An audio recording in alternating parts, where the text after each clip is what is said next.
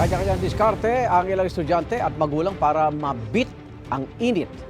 Mula sa Maynila, may unang balita live si Bea Pinlac. Bea! Igan, bye-bye amihan at hello Taginit season na nga. Dito malapit sa isang elementary school sa San Andres, Maynila, may mga nakaredy ng tindahan para makatulong sa mga estudyante na mabit ang init.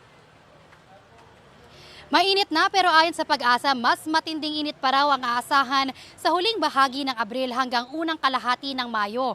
Maaga pa lang, may ilan nang nagtitinda rito ng hindi basta-bastang mga produkto. Kailangan daw malamig, nagyayelong tubig, soft drinks, fruit shake, malamig na prutas at marami pang iba. Ayon sa ilang tinderang nakausap natin, mabenta raw talaga ang mga ito lalo na ngayong tag-init. Kanya-kanyang baon rin ng mga estudyante ng malalamig na tubig sa jug. May mga dala rin ng ilan na portable fan at syempre, hindi mawawala ang bimpo sa likod para maiwasan matuyuan ng pawis. Naghahanap po talaga po sila ng tubig na malamig kasi sobrang init po talaga sa panahon natin ngayon.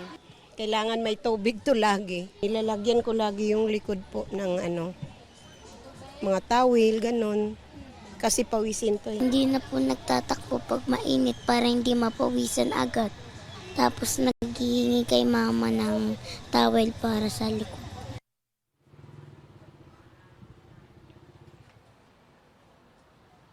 Igan, sa mga beat the heat tips na nakuha natin mula sa ilang nakausap natin ngayong umaga, number 1 talaga ay kumain o kaya uminom ng something refreshing. Tulad na lang ng malamig na prutas na benta nitong si Ate Edralyn. Ate Edralyn, pasok tayo. Ang bida natin for today.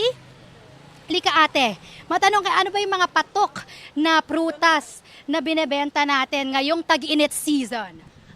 Yung pinya po, pakwan at saka papaya. Bakit po ito yung mga talagang patok sa mga tao ngayong tag-init? Ito po yung malamig na prutas para sa pangtanggal uhaw ng init. At syempre sa mga dadayo rito sa San Andres, Maynila, magkano po ba binebenta itong malalamig na prutas nyo? 30 pesos lang po isang slice. Lahat ng prutas po, 30. Ayan, kaya kung may magpapasabay sa studio, sabihin nyo lang po ako. Pero yan muna, latest mula rito sa San Andres, Maynila. Bea Pinlac para sa GMA Integrated News.